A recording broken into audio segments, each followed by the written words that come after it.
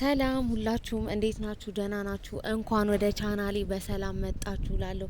እንግዲህ ሁላችሁም ይህን ቪዲዮ ከመጀመራችሁ በፊት ሁላችሁም ይህን ቻናል ሰብስክራይብ በማድረግ እንዲሁም ቪዲዮውን ላይክ በማድረግ ተከታተሉ ላለሁ። እንግዲህ ዛሬ ሁላችሁም እንደምታውቁት የሩትዬ ቀብራሪት የእህታችን ልደት ነው። ሁላችሁም እንግዲህ በኮሜንት ላይ እንኳን ተወለድሽ በሉልኝ።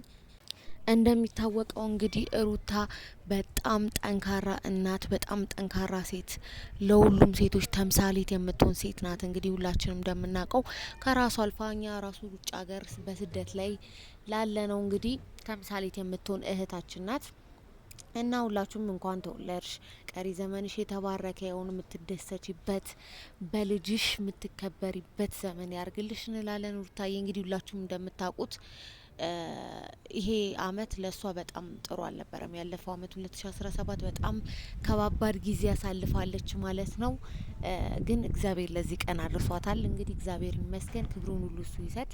ቷ ጥንካሬ ነው የሚወስነው። በጣም ጠንካራ ሴት፣ ለሁላችንም ተምሳሌት የምትሆን ሴት ናት እንግዲህ ሩታዬ ማለት ነው።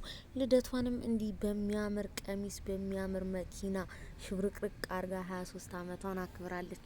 ደግሞ ስታምር በስማ ቱቱቱቱ አሁን ልጅ ያላት ትመስላለች። እመቤቴን በጣም ነው የምታምሩ። በቃ ሁሉም እንግዲህ ቲክቶክ ቪዲዮ ላይ በለቀቀችው የልደት ፕሮግራም ሁሉም አስተያየቷን እየሰጧት ነው። እንግዲህ እናንተም አስተያየታችሁን እንደምትሰጧት ተስፋ አረጋለሁ። ፊፊዬም ፊዮና ማስተያየት ሰጥታለች። የቀረው እንግዲህ አብርሽ ነው ማለት ነው። አብርሽም እንግዲህ መልካም ምኞትህን እንደምትገልጽላት ተስፋ እናረጋለን።